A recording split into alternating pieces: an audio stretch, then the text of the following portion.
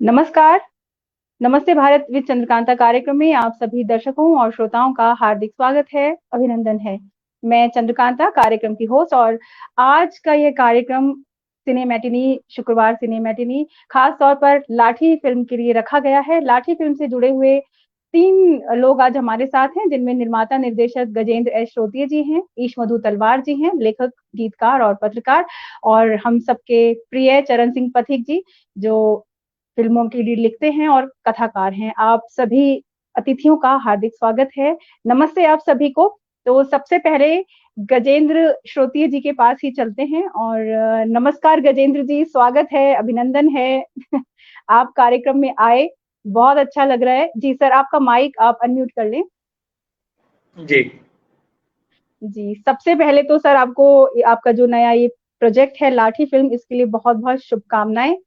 और बातचीत की शुरुआत यहाँ से करते हैं कि जो बहुत अपीलिंग शीर्षक है आपकी फ़िल्म का लाठी, आपकी जो पिछली फ़िल्म थी कसाई, वो भी बहुत अपीलिंग था। एक कहना चाहिए कि एक आवाज़ करते हुए शीर्षक हैं, किसी चीज़ की मुनादी करते हुए शीर्षक हैं।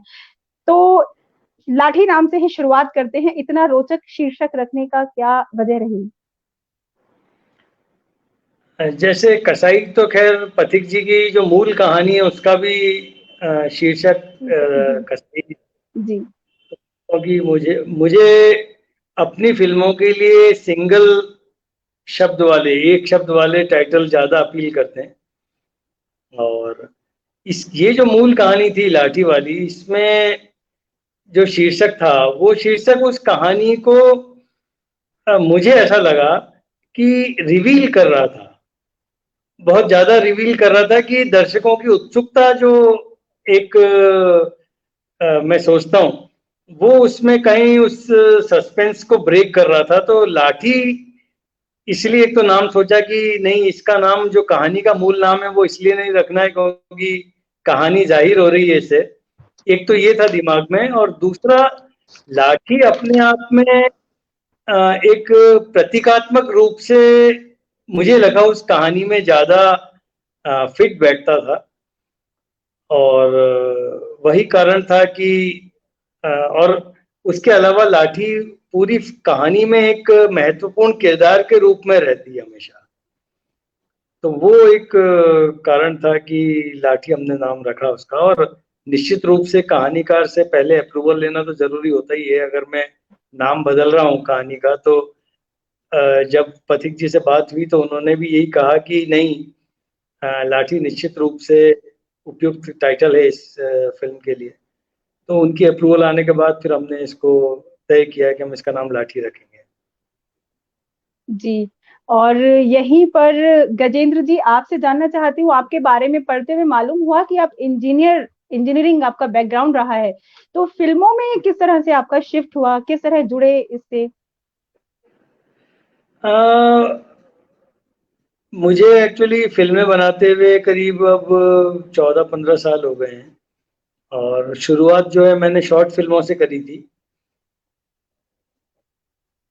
हम लोगों की क्या एक सॉफ्टवेयर कंपनी है, मैं थोड़ा-सा पीछे जाऊँ तो जी, इंजीनियर तो मैं था ही, लेकिन अब इंजीनियरिंग तो मैंने ज़िंदगी में बहुत कम करी है, बहुत शुरुआती दौर में करी थी।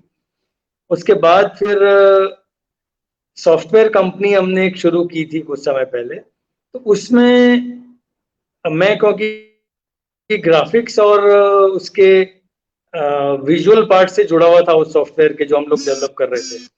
तो उसके चलते मुझे बहुत काम ऐसे करने पड़ते थे जिसमें ग्राफ़िक्स और डेमो डेवलपमेंट का काम था उसमें। तो उसमें मूवीज़ भी बनती थी और बहुत सारी चीज़ें बनती थी। तो मेरा पहला जो परिचय हुआ इस माध्यम से, वो उसी काम के ज़रिए हुआ। और फिर मुझे लगा कि पता नहीं, एक सिनेमा देखने का शौक क्योंकि शुरू से था। बचपन में सिनेमा देखते थे, हालाँकि कभी सोचा नहीं था कि सिनेमा बनाएँगे भी। लेकिन देखते हुए एक सिनेमा के लिए एक रुझान तो निश्चित रूप से था। और फिर कुछ उस सॉफ्टवेयर की जिसकी मैंने बात करी, डेमो करते-करते ही मैंने कुछ वीडियोज़ भी डेवलप किए, कुछ वीडियोज़ बनाए। तो उन वीडियोज़ में भी साउंड और ऑडियो विजुअल मीडियम काफ़ी इस्तेमाल होता था। और उनकी एडिटिंग में पर्सनली मैं खुद देखता था, खुद करता था। तो वहां से इस माध्यम से एक जुड़ने का मौका मिला। फिर धीरे धीरे लगा, फिर मैं जब ट्रैवल करते थे तो ट्रैवल वीडियोस बनाता था, उनके पीछे साउंड डालता था। तो ऐसे करते करते ही कहीं ख्याल आया कि क्यों ना एक कहानी कही जाए इस माध्यम के जरिए। तो अपने दोस्तों के साथ मिलकर ही मैंने एक फिल्म शूट करी। एक हैंडी कैम अरेंज किया किसी दोस्त से, और शूट किया और उसको एडिट किया, सब कुछ उसके उससे जुड़े हर काम किए। तो बेसिकली मैं एक सेल्फ टॉट फिल्म मेकर हूँ, क्योंकि मैंने कहीं औपचारिक रूप से शिक्षा फिल्म मेकिंग की नहीं ली है। तो करते करते ही, क्योंकि ये करत की विद्या है, तो सिनेमा बनाते बनाते, मतलब सिनेमा तो नहीं कहूंगा, वीडियोस बनाते बनाते ही उस माध्यम से जुड़ा। और फिर धीरे धीरे जब सिनेमा का थोड़ा समझ आने लगी कि कैसे इस काम को कर सकते हैं, तो फिर और आगे बढ़े, एक स्टेप आगे बढ़े। कुछ उस समय कुछ वेबसाइट्स थी जो कॉम्पिटिशन्स ऑर्गेनाइज किया करती थी फिल्म्स के, शॉर्ट फिल्म्स के। तो उन वेबसाइट से मैं जुड़ा, वहां मैंने फिल्म सबमिशन करना शुरू किया, वो एप्रिशिएट हुई। तो एप्रिसिएशन एक ऐसी बीमारी है ना कि कोई तारीफ कर दे तो क्या होता है ना कि आदमी को उत्साह बढ़ जाता है उससे। तो बस वो उत्साह बढ़ता गया, तो लगा कि नहीं, अब एक बड़ी फिल्म बनानी चाहिए। 2010 में फिर हमने भोबर बनाई। एक टीम हमारी उस दौरान बन चुकी थी, मैं लोगों से मिलता था, जुड़ता था। तो कुछ मित्र जुड़े साथ में, हम लोगों ने फिल्म बनाई, पहली फिल्म बनाई। उसके पहले मैं कई शॉर्ट फिल्में बना चुका था, कुछ और काफी शॉर्ट फिल्में अंतर्राष्ट्रीय फिल्म महोत्सव में गई थी, वहाँ अप्रिशिएट हुई थी। तो वो एक ऐसा एंकरेजमेंट था कि जिसके चलते ये सारा काम बस इस फील्ड में आगे बढ़ते गए। मूल काम में अपना भूलता गया और इस काम से जुड़ता गया। तो जी, अच्छा लगा आपकी जो यात्रा है सिनेमा की जानकर। और सिनेमा भी एक किस्म की इंजीनियरिंग ही है, अलग-अलग चीज़ों को जोड़ना, उनका संयोजन करना, और एक बहुत खूबसूरत सी फ़िल्म हमारे सामने आकर तैयार हो जाती है, कहानी के बाद, कलाकारों के बाद, साउंड ट्रैक्स के बाद। और गजेंद्र जी, एक और बात मैं अभी आपसे जानना चाहूँगी कि लाठी आपकी जो कसाई फ़िल्म थी, एक कहना चाहिए पॉलिटिकल थ्रिलर की तरह थी वो। लाठी किस तरह की फ़िल्म है? उसका क्या थीम क्या है फ़िल्म का? इस पे खैर कहानी की थीम पे तो पथिक जी और थोड़ी रोशनी डालेंगे, जी, लेकिन तो उस कहानी को पढ़ के जो मुझे लगा कि ये कहानी मेटाफर्स में और प्रतीकात्मक रूप से कुछ बातें कहती है, जो हम आम मध्यम वर्गीय जो परिवार हैं उनकी समस्याएं, उनकी बात कहीं ना कहीं उस कहानी में रहती है। जो हम हमारे हर आदमी सपने देखता है, हर आदमी के अपने कुछ एम्बिशंस होते हैं, कुछ एस्पिरेशंस होती हैं। तो उस उन सभी चीजों को वो कहानी एक बड़े बेहतर रूप से निकाल कर लेकर आती है। और वो मुझे लगा कि वो एक, हम कुछ बात कह सकते हैं इस कहानी के जरिए। वो एक बड़ी सिंपल सी ड्रामा स्टोरी है, एक रिटायर्ड आदमी की कहानी है, लेकिन उसके परिवार में उसकी क्या, वो कैसे अपने परिवार में फिट होता है, और क्या अपेक्षाएं उसकी हैं और उसके परिवार वालों की हैं। वो बड़े खूबसूरत तरीके से ये कहानी वो बात कहती है। तो वो कहीं मुझे लगा कि नहीं, ये फिल्म बनाने लायक एक कहानी है और इसको हमें कहना चाहिए। तो बस वही एक कारण था कि हमने मिलकर, मैंने और प्रतीक जी ने मिलकर तय किया कि इस पर हम काम करेंगे। जी। तो इस लाठी फ़िल्म के साथ ही एक ब्रेकिंग न्यूज़ ये है कि हमारे जो ईशमधु तलवार जी हैं, वो अभिनेता और कलाकार भी बन गए हैं। उनका गेस्ट अपीयरेंस है फ़िल्म में, जैसा अभी तक मुझे मालूम हुआ है। तो ईशमधु जी एक बार फिर से आपको बधाई, एक नए कार्यक्षेत्र में आने के लिए। पहले आपने गीत लिखे, कसाई फ़िल्म के लिए गीत लिखा, और अभी आप अतिथि की भूमिका में आ रहे हैं। तो कैसा लग रहा है फ़िल्म में काम करके, कलाकार बन के कैसा महसूस कर रहे हैं? शुक्रिया चंद्रकांता। मैं बताना चाहूँगा कि मैं कोई मूलतः अभिनेता नहीं हूँ या कलाकार नहीं हूँ। जैसे कि आपने अतिथि कहा कि ये गेस्ट टेम्परिंग या कभी ऐसी जरूरत पड़ती, आप देखेंगे मैंने जीवन में 2 बार अभिनय किया है। एक बार अलवर में हम लोगों ने नाटक शुरू किए थे। अलवर में हमारी एक साहित्यिक संस्था थी पलाश, और हमें ये होता था कि अलवर में आधुनिक नाटक नहीं होते हैं जैसे जयपुर में होते हैं, दूसरे शहरों में होते हैं। तो क्योंकि वहाँ पर एक आरसी थिएटर का एक बहुत मशहूर नाटक है जो आज भी होता है, कितने सालों से हो रहा है और बहुत चलता है, रात भर चलता है, भर्तृहरि। तो हमने कहा आधुनिक नाटक किए जाएं, तो हमने कोशिश की। उसमें फिर एक नाटक आया, थैंक यू मिस्टर ग्लाड। तो उसमें एन वक्त पे एक दिन पहले एक जो कलाकार था वो भाग गया, डर के भाग गया है, कैसे भाग गया पता नहीं। तो तुरंत कोई व्यवस्था नहीं हो पाई, तो उसका अभिनय फिर मुझे करना पड़ा। वो एक पुलिस इंस्पेक्टर का रोल था जिसमें वो ग्लाड को कुछ कविताएं देने जाता है, तो उसमें वर्दी भी चाहिए थी, तो मेरे नाप की वर्दी नहीं मिल रही थी। एक दिन तो पूरा उसमें निकल गया। एक वो डिवाइस भी थे, उनका वर्दी का आकार मुझे फिट नहीं हो रहा था, फिर उन्होंने किसी से अरेंज कराई। तो वो एक अभिनय उसमें किया था। दूसरा जो भी गजेंद्र जी ने कराया है मुझसे, वो एक छोटा सा अभिनय है, एक छोटा सा एक शॉर्ट है, उसमें मैंने एक थोड़ा सा काम किया है। बाकी भूलते मैं गजेंद्र जी को इस बात के लिए जरूर बधाई देना चाहूंगा कि आप देखिए कि जिस दौर में साहित्यिक कृतियों पर कम फिल्में बनती हैं, मतलब साहित्यिक कृतियों पर हमारे यहाँ बहुत फिल्में बनी हैं, साहित्यिक कहानियों पर भी, मतलब किताबों पर भी, कहानियों पर भी। कहानियों पर प्रेमचंद की कहानी पर सत्यजीत राय ने सदगति बनाई और शतरंज के खिलाड़ी बनाई। मन्नू भंडारी की यही सच है कहानी पर रजनीगंधा फिल्म बनी। निर्मल वर्मा की कहानी पर माया दर्पण फिल्म आई थी, उसके अलवर में शूटिंग हुई थी 71 में, हम देखने गए थे। और बहुत सारी फिल्में बनी, लेकिन हकीकत ये है कि साहित्यिक कहानियों पर जो फिल्में बनी वो बहुत ज्यादा चल नहीं पाई। उसने कहा था भी जी बनी आपके गुलेरी जी की। जी, मोनी भट्टाचार्य जी, विमल रायपुरा उसके बावजूद साहित्यिक कहानियां उठाने से बाज नहीं आते हैं ये। के। और दूसरा जो इनका जोखिम है जिसके मैं तारीफ करना चाहता हूँ, ये कि जब गांव दूर होते जा रहे हैं फिल्मों से, आप देखिए एक दौर था कभी जब गांव फिल्मों में गांव भी ग्लैमर की तरह दिखाए जाते थे। अब वो दौर नहीं रहा गांव का। गांव फिल्मों से जब छूटते जा रहे हैं, तब भी जी जो हमारे निर्देशक हैं गजेंद्र श्रोत्री जी, वो गांव की कहानी कहते हैं। मतलब आप देखिए, क्योंकि जो पहली फिल्म थी भोबर, वो भी एक गांव की कहानी है। कसाई भी गांव की कहानी है। तब जो लाठी बनाई है वो बेशक गांव की नहीं है, लेकिन एक ग्रामीण पृष्ठभूमि का एक बहुत छोटा कर्मचारी है जो रिटायर हुआ है, उसकी कहानी है। तो मैं इसलिए इनकी इस बात के लिए जरूर तारीफ करना चाहूंगा कि जिस तरह साहित्यिक कहानियां और ग्रामीण जीवन इनको अच्छा लगता है, जबकि कोई ग्राम बैकग्राउंड से गांव के नहीं गजेश होती है, लेकिन वहाँ के दर्द को, वहाँ की पीड़ा को, वहाँ की चीजों को, वहाँ की समस्याओं को, वहाँ के सपनों को बहुत अच्छी तरह समझते हैं। और कसाई में इसे देखा जा सकता है कितने एक शानदार कहानी को उन्होंने फिल्म में बदला है। तो ये है। तो मैं कसाई में गीत मैंने लिखा है, और गीत मैंने कभी उस नाटकों में भी लिखे हैं। लेकिन अभिनय जैसी जो बात है वो तो बहुत मामूली बात है कि छोटा सा एक अभिनय इसमें किया, कभी एक नाटक में किया। तो अभिनेता के तौर पर तो मेरा केवल इतना है। जी, ईश मधु जी, आपसे गांव पर और साहित्य और सिनेमा पर मैं थोड़ा विस्तार से बात करूंगी थोड़ी देर में।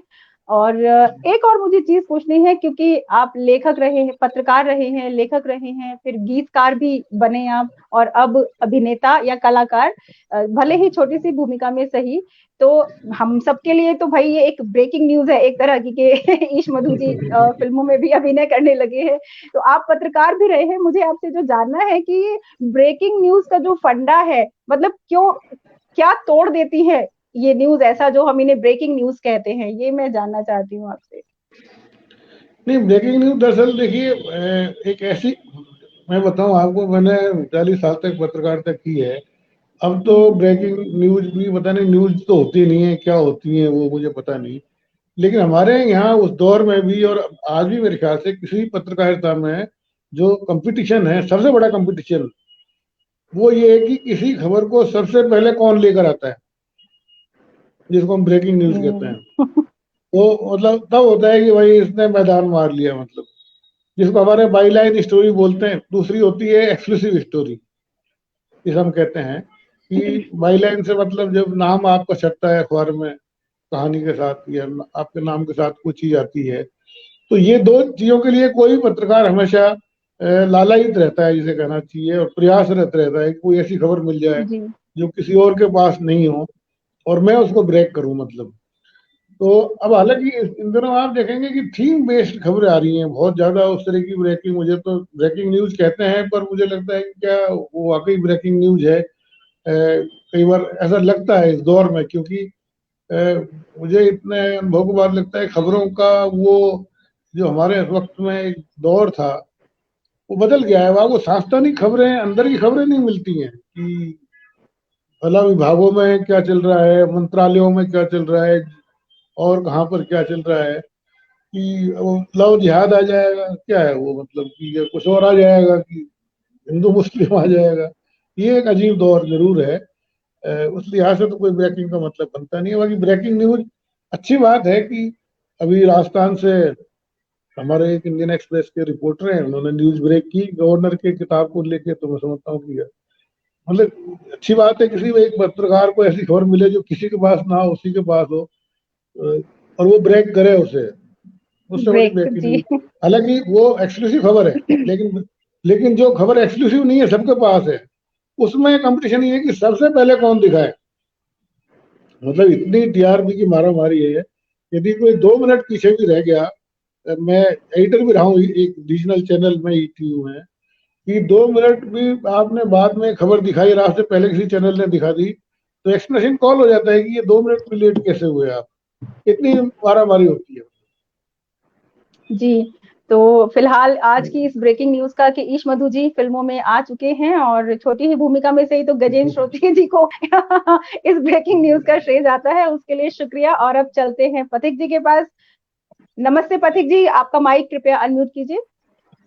हाँ, नमस्ते चंद्रकांता जी, नमस्ते नमस्ते। सभी बड़ी को सब। मुश्किल से आप जी, बड़ी मुश्किल से पथिक जी हाथ लगे हैं। पिछली बार उनका नेटवर्क खराब था तो हमारी बात नहीं हो पाई थी। और और पथिक जी से जुड़ी हुई मैं आप लोगों को एक बात बताना चाहूंगी जो मैंने पिछले प्रोग्राम में भी कही थी कि आप में से जो भी लोग पथिक जी को फोन करते हैं उनका नंबर है, जानते होंगे कि एक तेरो बलमा ये गाना हमेशा बहुत सुंदर टोन में बजने लगता है और मैं अक्सर बेमतलब ही उन्हें फोन इसी वजह से कर देती हूँ कि ये गाना सुनने के लिए मिल जाएगा उनकी ये रिंगटोन के माध्यम गुलजार का लिखा हुआ है। गुलजार के लिखे हुए हैं और बड़ा ही मजेदार गाना है, एकदम हिला देता है और सुनते ही कुछ बज जाता है तन और मन में। तो पथिक जी स्वागत है। सबसे पहले मैं आपसे ये जानना चाहूंगी कि आप लाठी तक गए या लाठी आप तक पहुंची? कहने का मतलब है कि गजेंद्र जी आप कहानी लेकर गजेंद्र जी के पास गए या गजेंद्र जी ने आपको अप्रोच किया? थोड़ा सा बताएं इसकी भूमिका क्या रही? नहीं, हम कुछ जयपुर के जो गजेंद्र जी के अलावा 2-3 दोस्त और हैं जिनके यहाँ मैं ठहर जाता हूँ, तो उनको बड़ा वो साहित्य के गंभीर पाठक भी हैं और फिल्मों के गंभीर मतलब वो दर्शक भी हैं। तो देखते रहते हैं मतलब पुरानी फिल्में, नई फिल्में, विदेशी फिल्में। और उनको लगा यार फिल्में बनाना बहुत छोटा मोटा काम होगा, मतलब वो जो निर्माण की जो कठिनता है, जो पेचीदगियां हैं, उनसे वो वाकिफ नहीं थे, इतना वाकिफ। तो उन्होंने कहा सर अपन एक वो प्रोडक्शन हाउस खोलते हैं। मैंने कि जेब में 2 रुपए नहीं है, प्रोडक्शन हाउस चलता है पैसों से, और पैसे होंगे तो प्रोडक्शन हाउस चलेगा, फिल्म बनाएंगे। तो नहीं नहीं, अपन कुछ छोटा सा काम करते हैं, 5-5 मिनट की फिल्म बना लेंगे, 10 मिनट की फिल्म बना लेंगे, अपन ये जुटा लेंगे, वो जुटा लेंगे, कैमरा जुटा लेंगे। और इस तरह से वो कई बार वो इस तरह की चीजें कहते रहते थे। तो एक दिन गजेंद्र जी आए वहाँ पे मिलने के लिए। तो मैंने कहा यार वो बेहतर गजेंद्र जी बता सकते हैं फिल्में किस तरह से बनती हैं, क्या क्या उसके लिए साधन जुटाना पड़ता है, किस तरह से क्या करना पड़ता है। तो ये बुलाई गए उस दिन और इन्होंने बताया कि भाई देखो ये चीज़ करनी पड़ेगी। लेकिन उसी दौरान लगा कि यार कोई फिल्म बनाई जाए, प्लान किया जाए। तो अ, सपने कहानी थी एक, वो कहानी सपने जो उन लोगों ने भी पढ़ रखी थी, जो जयपुर के वो मित्र थे जो फिल्म की बातें करते रहते थे फिल्म बनाने की। तो उनका इस पे बनाते हैं ये 25-30 मिनट या जो भी जाएगी जहाँ तक। तो गजेंद्र जी ने भी पहले वो कहानी पढ़ रखी थी, वो पुरानी कहानी है, पहले संग्रह में तो पता नहीं कौन से में, मुझे से ध्यान नहीं है। लेकिन बहुत पहले नवज्योति में छपी थी वो दौर था शायद 97, 98 या 99, 2000 का, मुझे पता नहीं। तो जब हमने पढ़ा मैंने तो वो लिखी थी, तो गजेंद्र जी ने कहा यार इसमें कुछ है, अपन इसको सिनेमेटिक कर सकते हैं जहाँ तक ये जाएगी 25 से 30 मिनट। और इसमें काटने को लिए कुछ नहीं है, मतलब जैसा हम कोई दृश्य काटें या कोई ऐसा सीन काटें या कोई चीज़ हटा दें कि इसमें से ये चीज़ हटा दी जाए, क्योंकि वो कहानी इस तरह से थी कि उसमें काटने के लिए कुछ नहीं था। और वैसे ही बातों बातों में मैंने कहा आप स्क्रिप्ट पे काम शुरू कर दें। हमने ये सोच के काम शुरू किया कि जो होगा एक बार बना के देखते हैं, मतलब इन लोगों को भी अनुभव हो जाएगा जो मेरे साथ में जुड़े हुए थे, जनित जैन वगैरह, प्रमोद पाठक जो हमारा बहुत अच्छा राजस्थान का नया और अच्छा कवि है, तो इन लोगों को भी इस बात की कठिनाइयों का अनुभव हो जाएगा।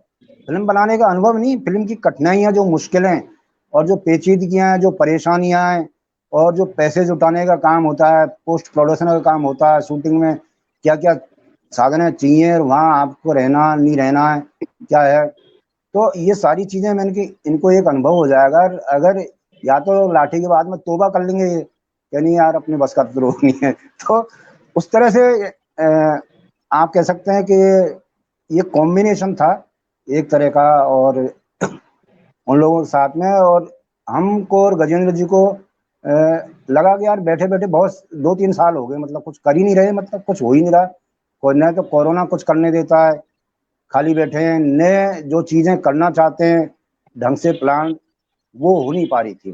तो हमने एक ऐसी कहानी चुनी जिसके जरिए हर आदमी की महत्वाकांक्षाएं, हर आदमी के सपने, और इस दौर में और उस दौर में जहां आदमी कहता है समाजवाद आएगा, एक लड़का कहता है समाजवाद आएगा, अमीर गरीब सब हो जाएंगे, और दरअसल में उसका समाजवाद निकलता क्या है, मतलब वो समाजवाद किस तरह का लाना चाहता था। एक सपने जो एक पत्नी के सपने अपने पति से किस तरह जुड़े हुए होते हैं, एक बेटों के सपने बाप से किस तरह से जुड़े हुए होते हैं, लेकिन जब वो रिटायरमेंट आता है उसके सपने को सपनों में भी पूरा नहीं करने देते। तो ये बड़ी उस तरह की कहानी थी जहां अपन उसके जरिए कुछ दर्शकों को कह सकते हैं। जी और चंद्रकांता पथिक जी आपने बताया हालांकि कि कुछ काट-छाट कहानी में नहीं की गई, लेकिन क्या जब एक पटकथा आप लिखते हैं या स्क्रीन प्ले लिखते हैं तो कुछ बदलाव किए गए कहानी में? या मूल कहानी का हाँ ही देखो रूपांतरण किया तो गया? जी। नहीं, मूल कहानी का ही रूपांतरण है, लेकिन कोई बहुत सारे दृश्य जो बहुत कम दृश्य जो सिनेमैटिक ढंग से लगा कि हमें इसी दृश्य, इसी लाइन को या इसी पैरा को और पावरफुल तरीके से, क्योंकि लिटरेरी और सिनेमैटिक अलग अलग ढंग, जॉनर अलग है, तो जब सिनेमैटिक में जाए, हम सिनेमा में जाएंगे, चाहे वो शॉर्ट फिल्म हो चाहे वो फीचर फिल्म हो, तो उसको पावरफुल तरीके से दर्शक तक कैसे पहुंचाया जा सकता है, तो उसमें गजेंद्र जी ने कुछ प्रयोग किए हैं। तो जैसे उसका एंड का प्रयोग किया है, जो अंत है उसका, बीच में भी उन्होंने कुछ प्रयोग किए हैं। एक दो पात्र ऐसे वो तो थे मतलब, लेकिन जब हम पर्दे पर उन चीज़ों को लाएंगे तो थोड़े अलग ढंग से आए। मूल कहानी में कोई ज़्यादा छेड़छाड़ मतलब इस तरह से की नहीं गई है, लेकिन जहाँ लगा बहुत मामूली, जैसे अपन पेंटिंग बनाते वक्त रेखाओं को एक टच देते हैं कि यहाँ अगर ये टच आ जाए, ये लाइन आ जाए, तो इसकी सुंदरता और इसकी सार्थकता चौगनी हो जाएगी, उस तरह से ही और ये तो पूरी तरह उन पर छोड़ दिया गया था गजेंद्र जी को, भाई आप ही स्क्रीन प्ले दरअसल इन्होंने लिखे थे, बाकायदा इन्होंने कहा भाई डायलॉग देख लें आप, मतलब तो डायलॉग, चूंकि मेरे कहानियों में अमूमन डायलॉग 90% होते हैं, मेरी कहानियां संवाद में बहुत ज्यादा टिकी हुई होती हैं। अगर मैं किसी भी गंभीर विषय को कहूंगा तो मैं उसमें वर्णन करके नहीं कहूंगा कि ये है वो है, मैं संवादों के पात्र संवाद करेंगे, अपना आप चीजें क्लियरिफिकेशन होता चला जाता है। तो इस तरह से गजेंद्र जी ने स्क्रीन प्ले गजेंद्र जी ने लिखा, गजेंद्र जी ने और मतलब वो जो सजेशंस होते हैं वो जरूर होते थे मेरे कि भाई ये इस तरह से यहाँ, ये इस तरह से चीज नहीं आ पाई, या हम ये चूंकि कभी कभी डायरेक्टर भी वो कहानी की जो गहराई है उसको शायद पकड़ में ना आए उसके कभी कभी, तो राइटर और डायरेक्टर जब तक मिल के बैठते नहीं है, स्टोरी पे काम करते हैं, वो चीजें तभी बहुत सही ढंग से और उसी मारक क्षमता के साथ पर्दे पा पाते हैं। यहाँ इस तरह से ये चीजें आगे बढ़ी। जी पथिक जी, शुक्रिया बताने के लिए। और इस दौरान काफी सारे दर्शक और श्रोता हमारे साथ कार्यक्रम में जुड़े हैं, आप सभी का हार्दिक स्वागत है। राजीव सक्सेना जी देखते हैं क्या लिखते हैं। राजीव जी लिखते हैं, पथिक साहब की कहानियों में राजस्थान की माटी से जुड़े कहानीकार स्वर्गीय विजयदान देथा जी की कहानियों की तरह ग्राम्य अंचल की सौंधी महक नजर आती है। विशाल भारद्वाज जी और गजेंद्र श्रोतिये जी ने उनकी कहानियों को पर्दे पर साकार किया। उन्हें इस नई फिल्म के लिए बधाई। शुक्रिया राजीव जी, और एक बार फिर से राजीव जी की तरफ से आप सभी को, लाठी की पूरी टीम को बधाई। गजेंद्र जी के पास चलते हैं। गजेंद्र जी अनम्यूट प्लीज कीजिए। जी सर, आपकी जो पिछली फिल्म थी कसाई, मुझे याद है अक्टूबर में कहीं पर आई थी, शिमारू पर रिलीज हुई थी, हम लोगों ने देखी भी थी। और ओटीटी प्लेटफॉर्म के बारे में थोड़ा सा आपसे बात करना चाहूंगी। ओवर द टॉप प्लेटफॉर्म, जो आम भाषा में अगर मैं कहूँ तो कि इंटरनेट के माध्यम से किसी मीडिया कंटेंट या किसी फिल्म की स्ट्रीमिंग करना अलग अलग प्लेटफॉर्म्स पर। आपसे मैं जानना चाहती हूँ कि ओटीटी जो छोटे फिल्मकार हैं या कम बजट के जो फिल्मकार हैं, सीमित संसाधनों में काम करते हैं, उनके लिए कितना महत्वपूर्ण है ओटीटी प्लेटफॉर्म जो है? नहीं, निश्चित रूप से एक प्लेटफॉर्म के आने से नए फिल्मकारों के लिए, या जो स्वतंत्र फिल्मकार जिनको हम बोलते हैं, उनको एक नया माध्यम मिला अपने क्रिएशन को दर्शकों तक पहुंचाने का। इसमें कोई दो राय नहीं है। लेकिन समय के साथ ओटीटी प्लेटफॉर्म भी उसी लीग पर जा रहे हैं। ठीक है, बॉक्स ऑफिस कोरोना ने प्रभावित किया बॉक्स ऑफिस को, और हमारा जो स्टार सिस्टम है वो उससे अफेक्ट भी हुआ, काफी हद तक उससे नुकसान पहुंचा है उसका। लेकिन उसका जो फायदा हुआ है वो छोटे फिल्मकारों को हुआ है, क्योंकि बॉक्स ऑफिस पर फिल्म को रिलीज करके दर्शकों तक पहुंचाना एक अपने आप में बहुत महंगा माध्यम है। जी। फिल्म आप 1 करोड़ में बनाओ चाहे 100 करोड़ में बनाओ, उसको दर्शकों तक पहुंचाने का जो खर्चा है वो करोड़ों में जाता है। ओटीटी के माध्यम से एक ये सुविधा जरूर हासिल हुई है कि हम हमारी फिल्म को, अगर कोई ओटीटी से अपने प्लेटफॉर्म पर लेता है, तो सीधे हम लाखों करोड़ों दर्शकों तक बिना किसी खर्च के उसे पहुंचा सकते हैं। और मार्केटिंग और वो सारा जो एक्सपेंस है वो एक स्वतंत्र फिल्मकार जो नहीं कर पाता है, वो उससे बच जाता है। तो निश्चित रूप से है, और इसमें बड़ी दर्शकों की भी रही है, क्योंकि दर्शकों ने ओटीटी पर आने वाली फिल्मों को पसंद किया है, उसे सराहा है और हाथों हाथ लिया है। तो वो एक बहुत बड़ा उत्साहजनक जो डेवलपमेंट है वो हुआ है, और इसके लिए मैं कोरोना को धन्यवाद दे सकता हूँ, क्योंकि अगर कोरोना का लॉकडाउन और ये सब नहीं होता तो ओटीटी उसमें सशक्त रूप से नहीं आ पाता, क्योंकि सिनेमा का जो एक आनंद है वो निश्चित रूप से बड़े पर्दे पर होता है। और दर्शक जो है, हमारा हिंदुस्तान का एक बहुत बड़ा दर्शक वर्ग जो है, वो आज भी स्टार सिस्टम से, सिनेमा आज भी एक पिकनिक की तरह होता है, जहां वो जाते हैं, 1000-1500 रुपए खर्च करते हैं परिवार के साथ, कोका कोला, कोल्ड ड्रिंक कोई भी लेंगे, पॉपकॉर्न खाएंगे और फिल्म देखेंगे। तो ये जो है वो, और साथ में उनको फिर एक बड़े बजट की फिल्म चाहिए, तो फिर उनको, उनके लिए वो बेसिकली अपनी रोजमर्रा की समस्याओं से वो एस्केपिज्म जिसको हम जी, एक दूर होने का एक माध्यम है। लेकिन ओटीटी जो, क्योंकि अब घर में आ चुका है और बहुत ही रीजनेबल कॉस्ट पर दर्शकों को फिल्में उपलब्ध है, एंटरटेनमेंट उपलब्ध हुआ है, ओटीटी की उसमें बहुत बड़ी भूमिका रही है। और कसाई की अगर मैं बात करूं तो कसाई फिल्म में अगर बॉक्स ऑफिस पे शायद रिलीज नहीं कर सकता, क्योंकि जिस बजट पर हमने बनाई है उस पर करोड़ों रुपए खर्च करने का तो कोई ऑप्शन ही नहीं है, मतलब हमारे पास। तो उसमें ये कि आज वो फिल्म शिमारू पर है, शिमारू के जरिए दर्शकों तक पहुंची, शिमारू ने उसको डीटीएच अपने खुद के शिमारू में ओटीटी पर, और प्लस यूट्यूब पर उनका जो चैनल चलता है, तो लाखों दर्शकों ने कसाई को जो देखा है, तो उसके लिए मैं निश्चित रूप से इस डेवलपमेंट को का शुक्रिया करूंगा। तो हमारे जैसे फिल्मकारों के लिए तो एक बहुत बड़ा माध्यम है। हाँ, एक इसका जो डाउन साइड है वो मैं वो भी कहना चाहूंगा कि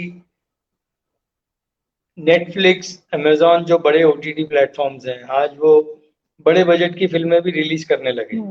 जी, जी। तो अब हैं जिनको बॉक्स ऑफिस छूट गया था जिनके हाथ से, वो अब यहाँ पर अपनी फिल्मों को भुनाना चाहते हैं। तो हमारा जो दर्शक वर्ग है जो ऑफ बीट फिल्में देखना चाहता है, तो वो उसको भी अब वो सब उपलब्ध होने लगा है, मसाला फिल्में उपलब्ध होने लगी ओटीटी पे, तो छोटी फिल्मों का दर्शक वर्ग वहां भी सिमटने लगा है। जो पहले बढ़ने की गुंजाइश थी वो बड़ी फिल्मों के आने से थोड़ा सा, लेकिन ठीक है, आपके कंटेंट में दम है, तो मुझे लगता है कि ओटीटी पर आप निश्चित रूप से अपनी जगह बना सकते हैं। और अगर आपके लिए कोई चांस है छोटे फिल्मकारों के लिए, तो ओटीटी पर ही है। तो ये एक बहुत बड़ी उपलब्धि है इस माध्यम की।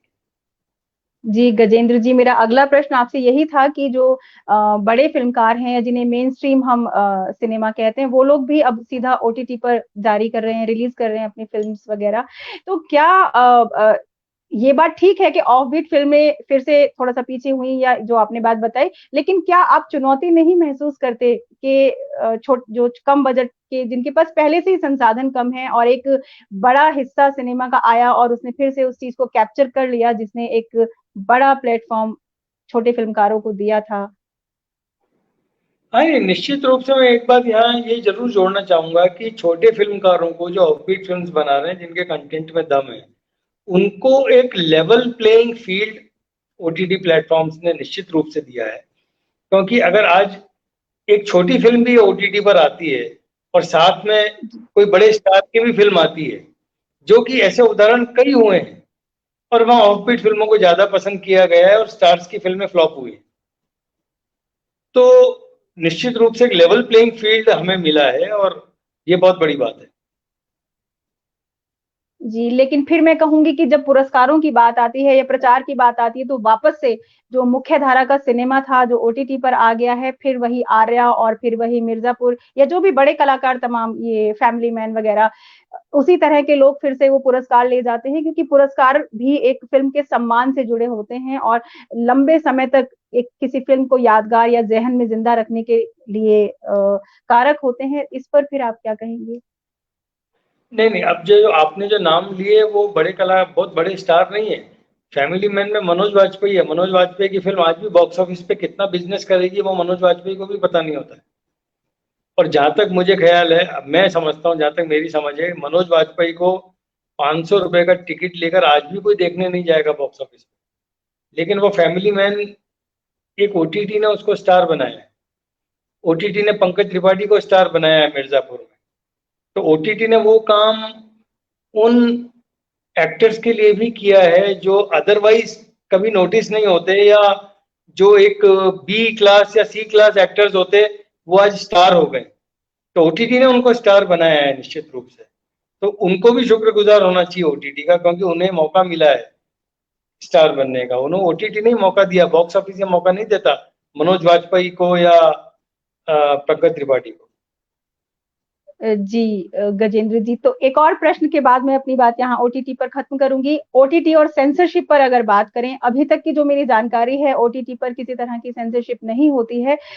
इस वजह से बहुत सारा कूड़ा-करकट और इस तरह की जो चीज़ें स्तरीय नहीं है, वो भी सीधा देखने के लिए मिल रही हैं। इस पर आपका क्या कहना है?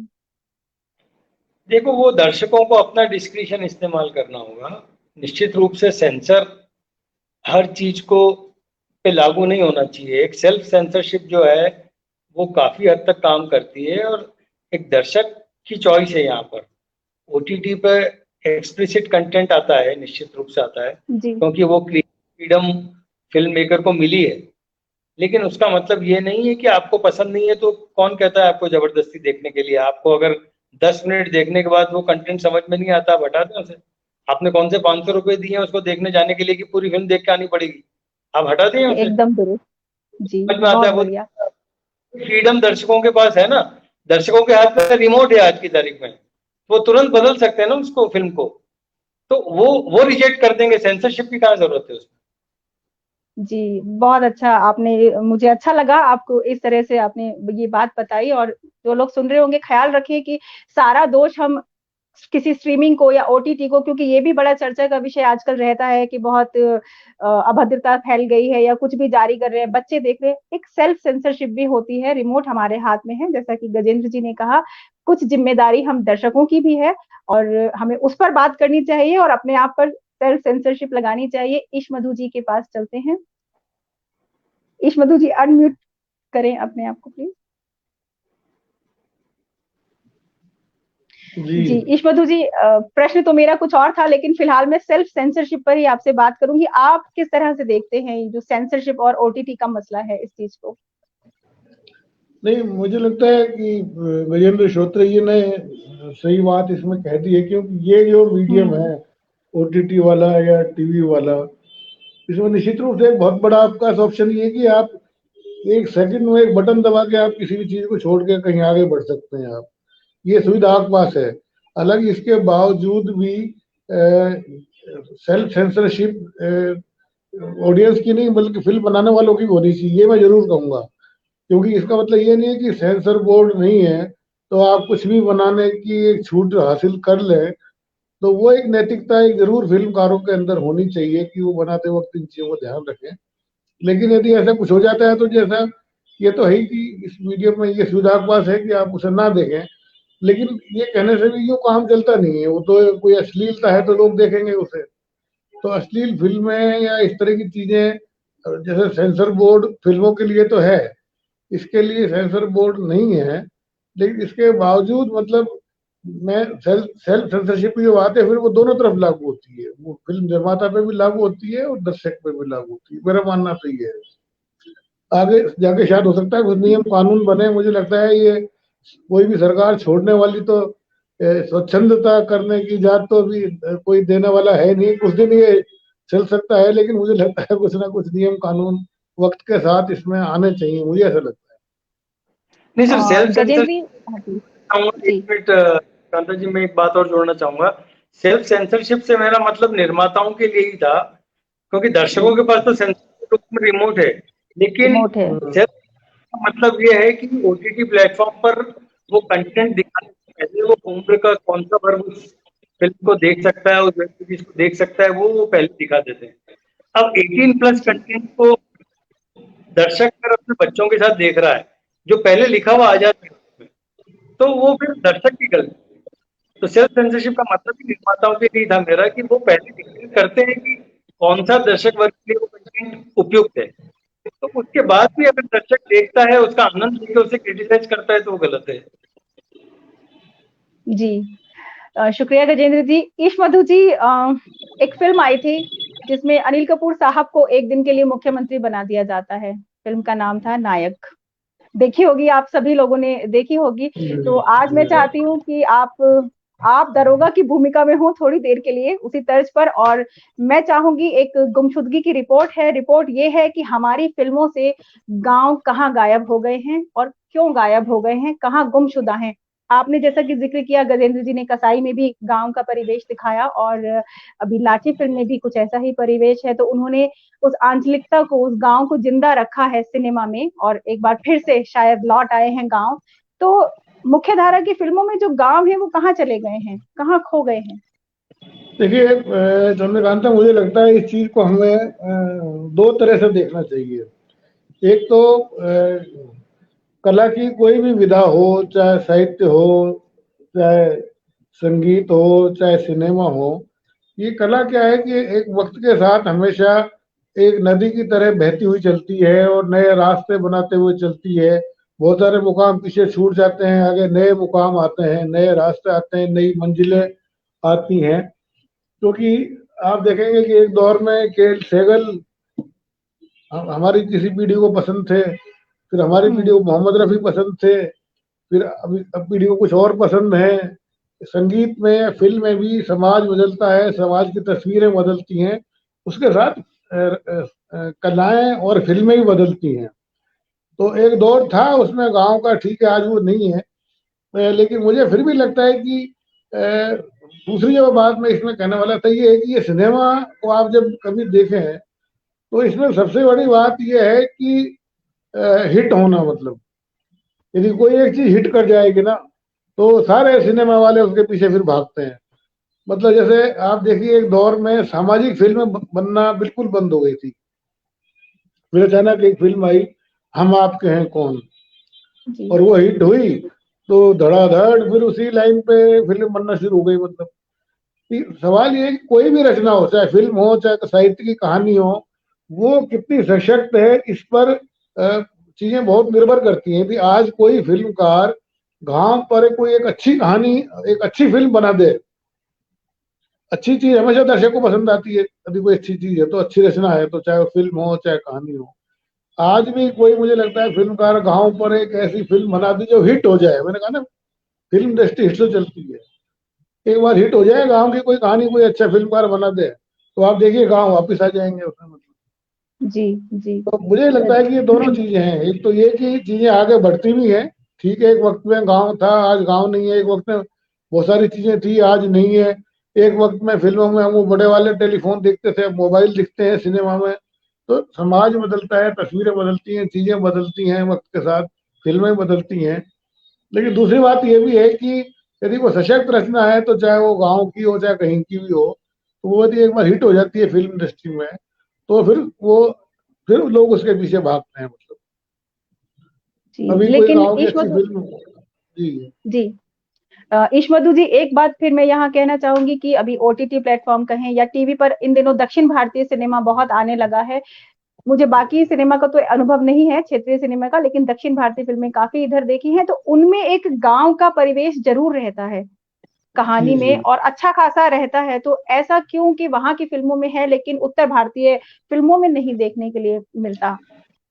मैंने जैसा भी आपको बताया ना, उत्तर भारतीय फिल्में एक हिट का इंतजार करती हैं। यदि कोई ऐसी फिल्म, हम आपके कौन हो गए तो फिर सामाजिक फिल्म बनाना शुरू करेंगे। जो इससे पहले आप जाते तो कहते नहीं नहीं, ये सामाजिक फिल्मों का दौर खत्म हो चुका है। अभी आप जाएंगे तो कहेंगे नहीं, गांव वाँव कौन देखना पसंद करता है, छोड़िए आप। लेकिन गांव पे कोई फिल्म बन जाए, साउथ में निश्चित रूप से, साउथ में जो जितना महत्वपूर्ण काम हो रहा है इन दिनों, ये मुझे तो कई बार लगता है कि बॉलीवुड के लिए बहुत बड़ी चुनौती है ये। आती है जी। बाहुबली जैसी फिल्म में जितना बिजनेस किया, आपके बॉलीवुड की तो कोई फिल्म आज तक शायद इतना बिजनेस कर ही नहीं पाई। और वो फिल्म थी बाहुबली, जिसमें वो कौन सा इनका जो कौन सा बॉय से लेके कैमरामैन, मतलब कोई भी हर आदमी साउथ इंडियन एक्टर। था। जी जी। बॉलीवुड का उसमें कोई छोटा कर्मचारी भी नहीं था। पूरी बिना बॉलीवुड कर आश्रित हुए उन्होंने अपनी फिल्म बनाई, और बॉलीवुड को एक तरह से चुनौती दी उन्होंने। तो बॉलीवुड को तो सीखना पड़ेगा साउथ से। साउथ जिस तरह से काम कर फिल्में बन रही हैं, निश्चित रूप से बहुत बड़ा काम हो रहा है वहां पर। जी ईशमधु मेरा जी, मानना ये है। मैं जी आपके पास मैं वापस आती हूँ। अभी चरण जी के पास चलते हैं। चरण जी, आपका माइक, पथिक जी अनम्यूट कर लें आप। और जी पथिक जी, आपने विशाल भारद्वाज से लेकर गजेंद्र श्रोतीय के साथ काम किया है, तो आपको दोनों ही तरह के फिल्मकारों का अनुभव है। मैं आपसे ये जानना चाहती हूँ कि कहानी में परिवर्तन की जब भी कभी ना कभी आपसे मांग हुई ही होगी, और कैसा लगता है जब कहानी में परिवर्तन की मांग उठती है? क्या एक लेखक अपनी बात को बार्गेन करने की स्थिति में रहता है? बार्गेनिंग कर पाते हैं आप एक लेखक के तौर पर? नहीं, मेरा मानना यह है कि दोनों माध्यम बहुत अलग हैं, सिनेमा और साहित्य। और जब हम साहित्य से सिनेमा की ओर हमें जाना होता है, या किसी कृति पर जो कोई सिनेमा बनने वाला होता है, तो निश्चित तौर पर उसमें से बहुत कुछ अंश छूट जाते हैं जो सिनेमेटिक हिसाब से डायरेक्टर को लगता है। तो उसका एक विजन होता है कहने का, उस कहानी का।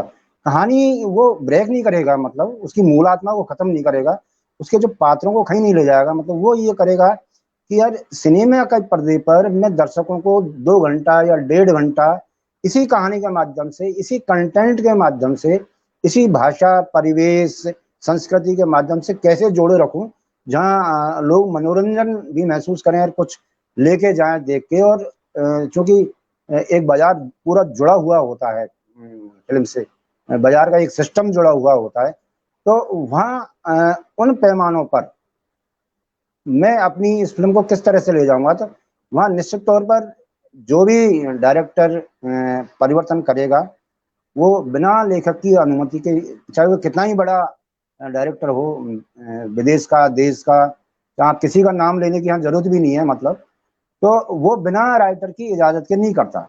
वो ये कहता है यार देखो, इसमें ये भी अपन कर सकते हैं, एक सीन ये भी जोड़ सकते हैं जो इसी कहानी से जुड़ा हुआ है। हो सकता है मतलब, और अपन इस चीज को यहाँ हटा भी सकते हैं और इसकी जगह ये चीज कर सकते हैं। तो सिनेमा के हिसाब से लिहाज से, क्यों सिनेमा बनाना है और एक बात कहनी है उसी कहानी पर, उसी कहानी को जिंदा रखते हुए, उसी बोली भाषा परिवेश को, तो ये कोई ज्यादा मुश्किल नहीं होता। बहुत सारे लोग जो ये बहुत अरसे से मैं पढ़ता आया भी हूँ, सुनता भी आया हूँ कि मतलब न्याय नहीं होता कथाकारों के साथ में, उनकी कथा साहित्य पर या उपन्यास पर या कहानी पर जो फिल्म बनती है, कहानी को खत्म कर दिया जाता है।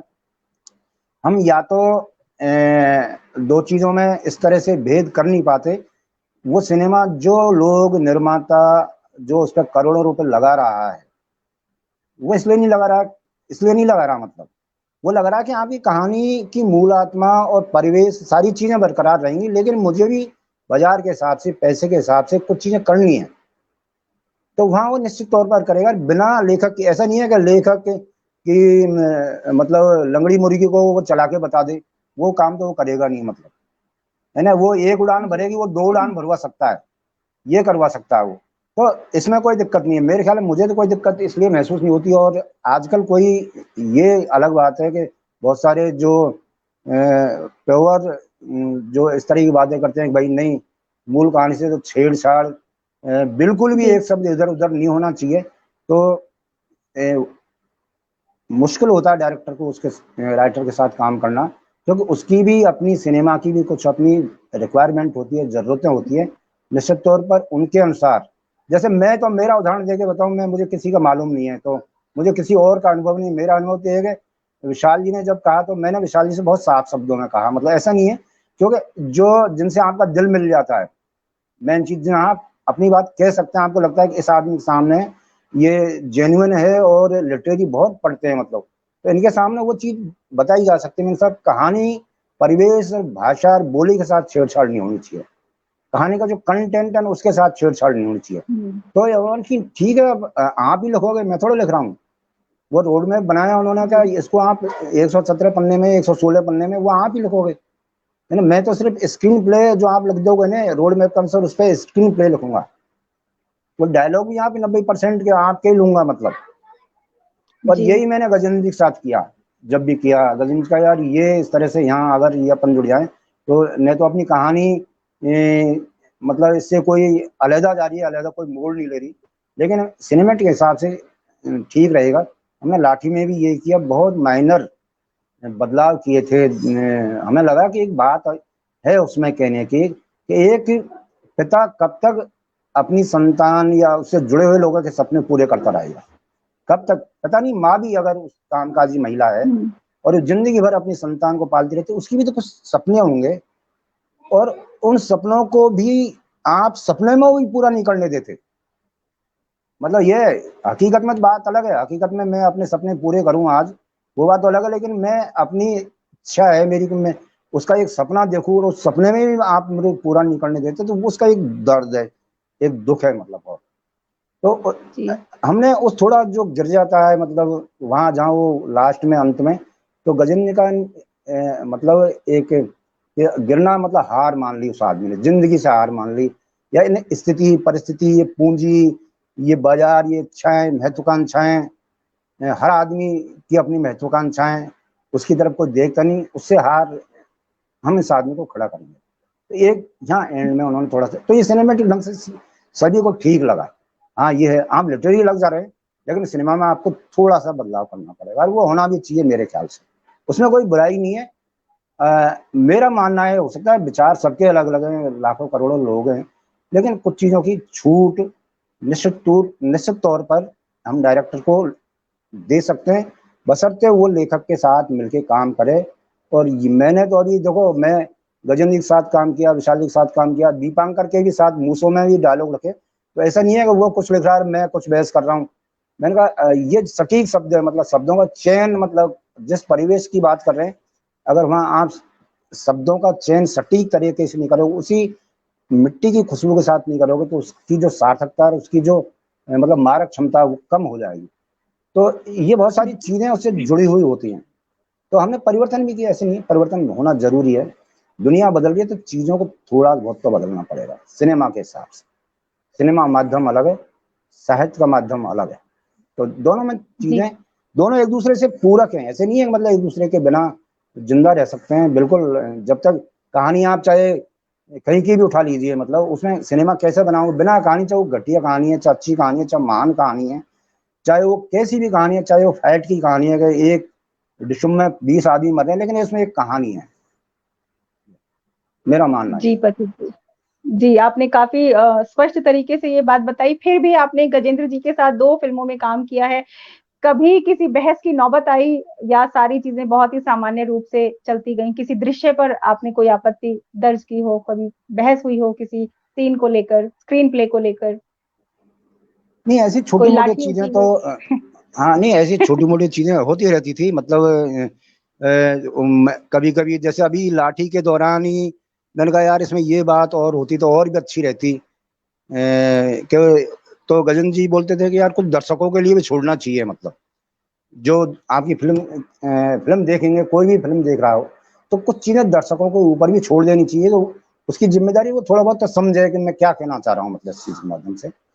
कसाई में भी जैसे हम बहुत सारी चीजों पे ये लगा कि यार ये क्या कर रहे हैं हम, बहुत सारी चीजें इस तरह की थी, लेकिन वो उस चीज की जरूरत थी और उसके अनुसार उन्होंने किया भी। मतलब छोटी मोटी चीज होती है, लेकिन जब हम एक्सप्लेन करते हैं, डायरेक्टर लेखक को समझाता है, लेखक डायरेक्टर को समझाता है, क्योंकि मेरा अब भी ये मानना है और मैं हमेशा ये मानता रहूंगा, मतलब कि जब अगर आपकी कहानी, किसी भी व्यक्ति की कहानी, किसी लेखक की कहानी पर कोई चीज सिनेमा जैसी चीज बन रही हो, तो ये जरूरी है कि जो उसका डायरेक्टर है वो राइटर के साथ बैठे, राइटर को भी डायरेक्टर के साथ बैठना चाहिए, ताकि बहुत जी, चीजें साफ हों, एक दूसरे के सिकवे गिले एक दूसरे को समझा सके। भाई मैंने ये, इसका मतलब ये है, मैं जो कह रहा हूँ मैंने लिखा है कहानी में, इसका मतलब ये है।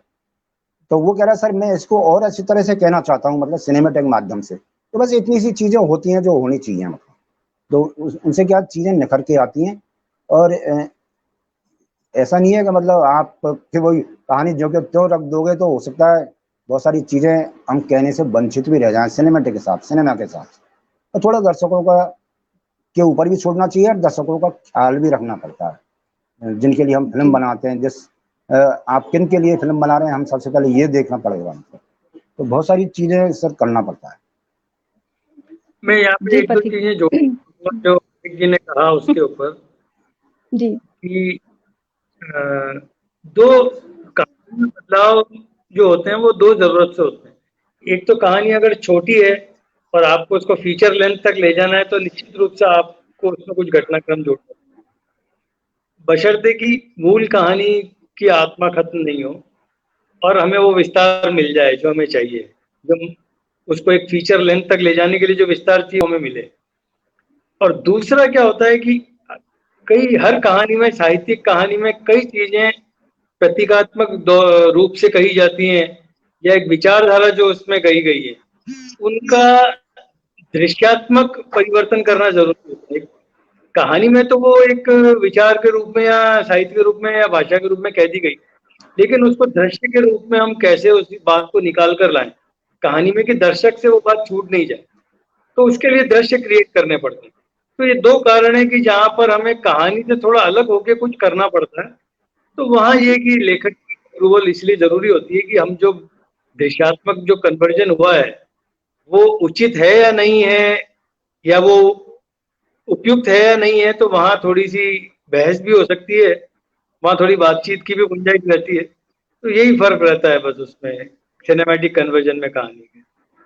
जी गजेंद्र जी, मैं आप ही के पास आ रही थी। मुझे ये जानना है कि आपने कोरोना काल में ये फिल्म बनाई है, लॉकडाउन के समय में ये फिल्म पूरी हुई है, तो किस तरह की समस्याओं का सामना आपको करना पड़ा एक ऐसे समय में जब भौतिक दूरी या सामाजिक दूरी की जरूरत थी हमें? आपने किस तरह कलाकारों के बीच में या टेक्नीशियंस के बीच में या लेखक के साथ सामंजस्य स्थापित किया? कौन सी चुनौतियों का सामना आपने किया?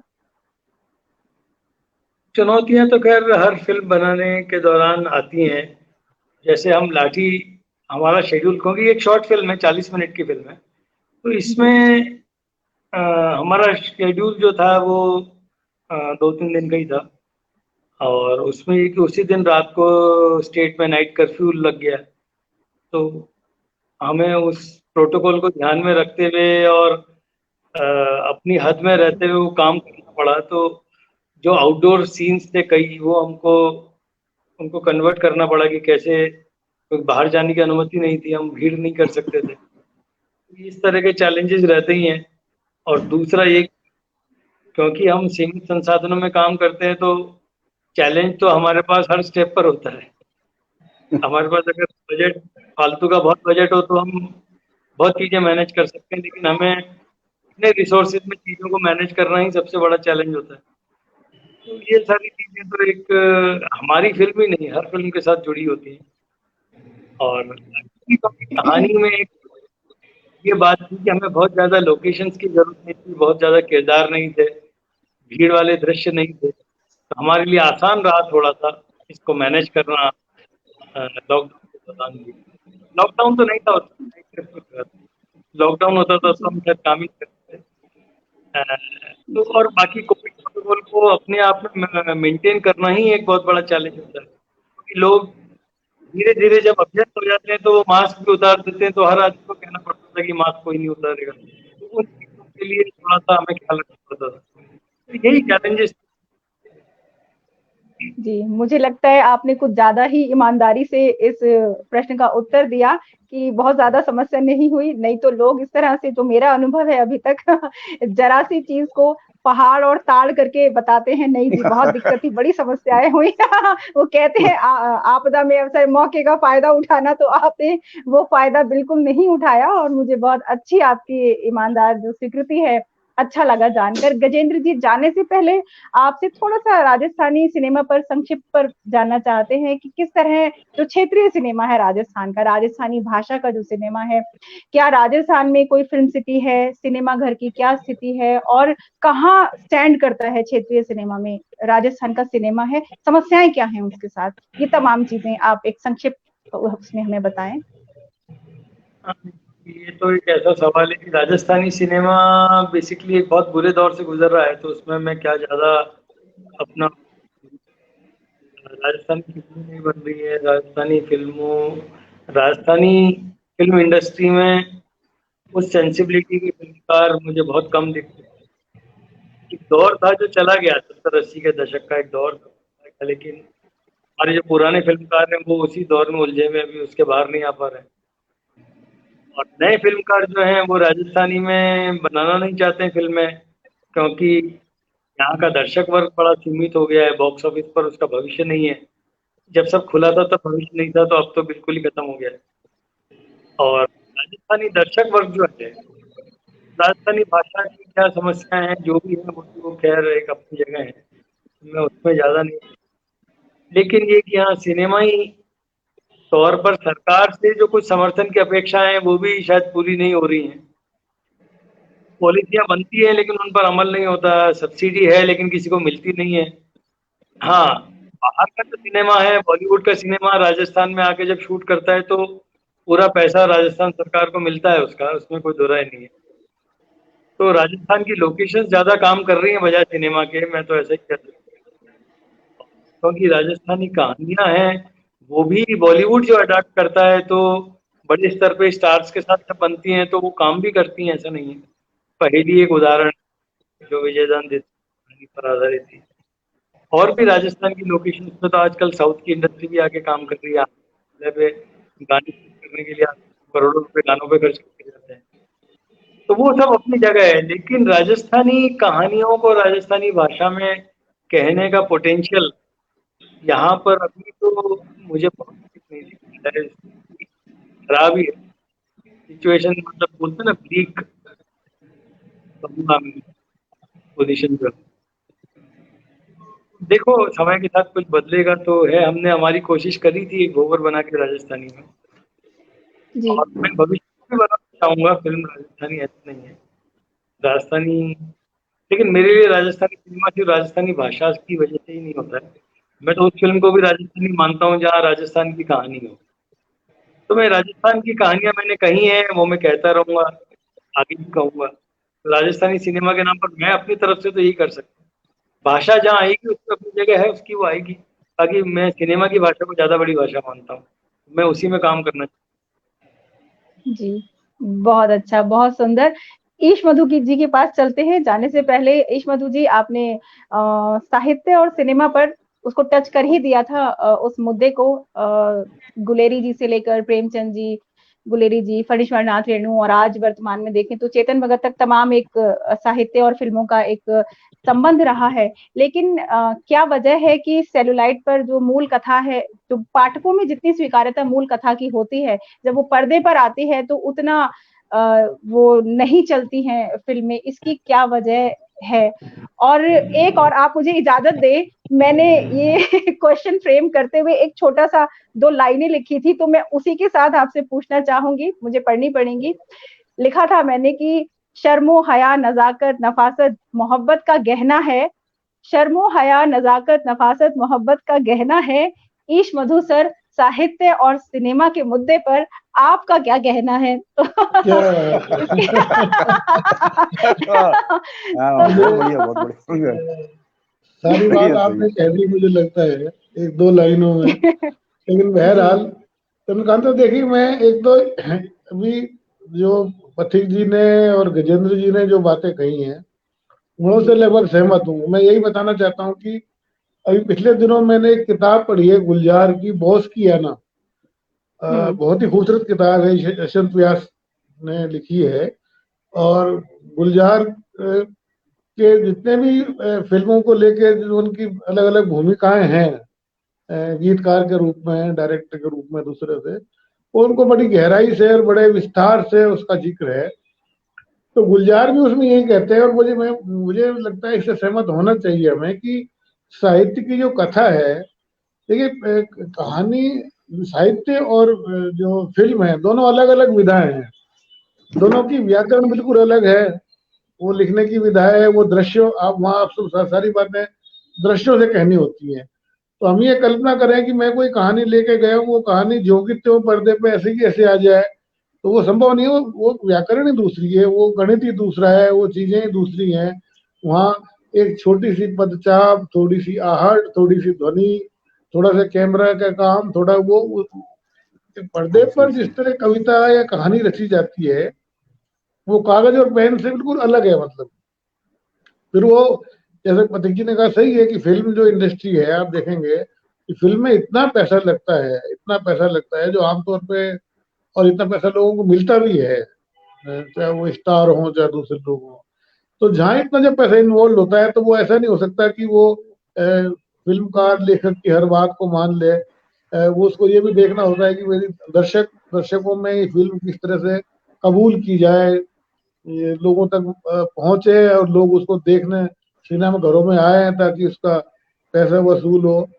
तो उससे भी आप बच नहीं सकते उन चीजों से। मतलब तो मुझे लगता है कि ये जो साहित्यिक कहानियों पर जैसे भी बहुत सारी, अब ये तीसरी कसम है, आपको शायद पता होगा कि तीसरी कसम फिल्म जो है, जब आप बात कर रही थी कि लेखक और उसमें क्या झगड़े होते हैं, जी, तीसरी कसम जिस तरह से फिल्म का जो आज वो बड़ी क्लासिकल फिल्म मानी जाती है, शैलेंद्र ने बनाई थी, लेकिन शैलेंद्र उसमें बर्बाद हो गए। तो उसका मैं कहीं पढ़ रहा था, तो अ, जो ये सिनेमा घर के जो डिस्ट्रीब्यूटर्स हैं, उनकी एक मीटिंग राज कपूर ने बुलाई, और वो सब ये चाहते थे कि इसका जो अंत है वो बदला जाए।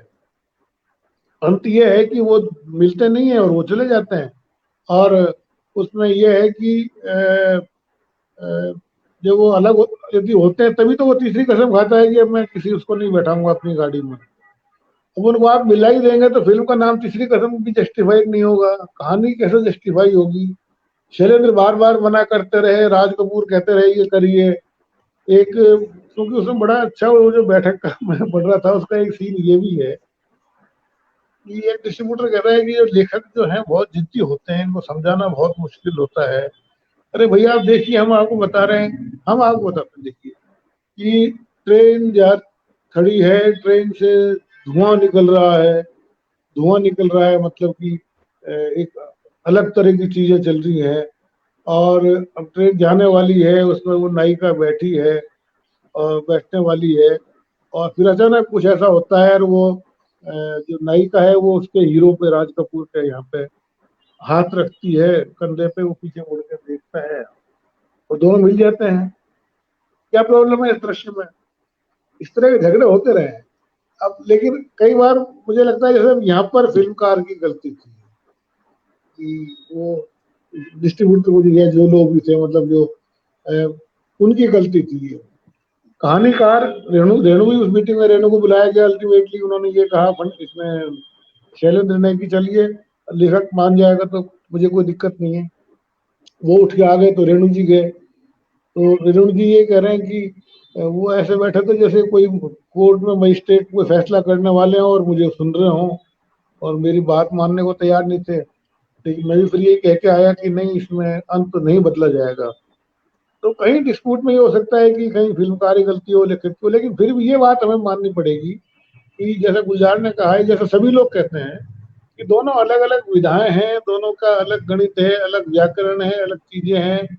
दृश्य में आपको जो चीजें कहनी है और फिर आपको ऐसा लगता है कि कुछ अच्छी चीजें जाए जो लोगों को आकर्षित करे और ताकि फिल्म चले, ये सब छूट तो डायरेक्टर और फिल्म निर्माता लेते रहे हैं और लेते रहेंगे मेरे ख्याल से। और जहाँ ये छूट ज्यादा नहीं ले पाए शायद इसलिए बहुत सारी जो फिल्में हैं वो नहीं भी चल पाई, मतलब मुझे लगता है। बाकी फिल्म अच्छी थी, ये ठीक है, बहुत सारी फिल्में साइड पर बनी नहीं चल पाई, फिल्में तो अच्छी थी, नहीं चली तीसरी कसम तो क्या हुआ, लेकिन एक महान फिल्म थी जिसको इतिहास में कभी आप भुला नहीं सकते। जो फिल्म इंडस्ट्री में फिल्मों की बात करेंगे तो तीसरी कसम की बिना आप बात नहीं कर सकते। ये मैं जी। ईश मधु जी, जो एक लाठी का जो पोस्टर है उसमें लाठी लेकर जो भी व्यक्ति खड़े हुए हैं वो आप ही हैं क्या? वो किसका, कौन है वो? नहीं, लाठी वाला तो एक इनका लीड रोल है जिसका है, जो रिटायर्ड आदमी है और जो बच्चे को खुद के सपने देखता है। बच्चे कहते हैं भले हमारे सपने पूरे करिए, आपके सपने देखने का कोई यकीन नहीं है। तो वो उसको मैं मेरा कैरेक्टर तो ये कि मैं उसको जब मॉर्निंग वॉक पे जाते हैं तो उनको मिलता हूँ, तो मैं उनसे कुछ डायलॉग करता हूँ और उनके बच्चों के बारे में कुछ बताता हूँ। और वो उसको उस पहली बार पता लगता है कि अच्छा बच्चों ने ऐसा कर दिया है, कि अच्छा उसने नौकरी छोड़ दी है, ये हो गया। मतलब बच्चे बताना ही पसंद नहीं करते बहुत सारी बातें पेरेंट्स को। उस तरह का एक स्वच्छंदता जो बच्चों में है और एक बाप को लेके जो होना चाहिए वो नहीं है, उस तरह की कहानी है। जी। ईश मधु जी, मैं गजेंद्र जी के पास जाऊंगी कार्यक्रम को समापन करते हुए, लेकिन आपसे क्षमा जी के लिए एक चाहती हूँ, आप एक गाना क्षमा जी के लिए सुनाए हमारे कार्यक्रम के माध्यम से। मुझे भी अच्छा लगेगा और क्षमा मैम को भी अच्छा ही लगेगा। तो एक लाइन बोलता हूँ, तुम्हें और क्या तुम्हें दिल के सिवा। जी जी जी। अच्छा, गाना हो गया। ठीक है। तो पथिक जी तो डिस्कनेक्ट हो गए। गजेंद्र जी, एक बार फिर से लाठी की पूरी टीम को बहुत बहुत शुभकामनाएं फिल्म के लिए। सर, जाने से पहले आप कुछ कहना चाहेंगे दर्शकों से कि आए फिल्म देखें और जुड़े फिल्म से, सपोर्ट करें? बस मैं अपडेट कर देता हूँ कि लाठी एक शॉर्ट फिल्म है, 40 मिनट की अवधि है इसकी। और अभी हम फेस्टिवल्स के लिए तैयार हैं, हम इसको फेस्टिवल्स में डालने की तैयारी हैं। और शीघ्र ही किसी अगर OTT प्लेटफॉर्म से या किसी उससे अगर बात होती है तो हम इसको फेस्टिवल के माध्यम से जिस भी शहर में दिखाई जाए, तो दर्शकों से मेरा अनुरोध रहेगा कि वो फिल्म को अवश्य देखें। फिलहाल तो इतना ही। जी, बहुत बहुत शुभकामनाएं लाठी की पूरी टीम को, पथिक जी को भी, ईश मधु जी को भी और गजेंद्र को भी, तमाम लोग जो इस प्रोजेक्ट से जुड़े आपका हैं। भी बहुत बहुत शुक्रिया, आपने ये मंच पर हमारी लोगों से बात कराई, लोगों से जोड़ा हमें, इसके लिए आपका दिल से शुक्रिया। बहुत बहुत शुक्रिया जी, शुक्रिया आपका सर। जी, आप लोग इस तरह सार्थक फिल्में बनाते रहें और हम लोग आप लोगों को बुलाते रहेंगे। बहुत बहुत शुक्रिया, धन्यवाद जुड़ने के लिए। नमस्ते भारत से जो भी दर्शक जुड़े, आप सभी का भी धन्यवाद। फिर मिलते हैं। नमस्कार, सायोनारा। जी।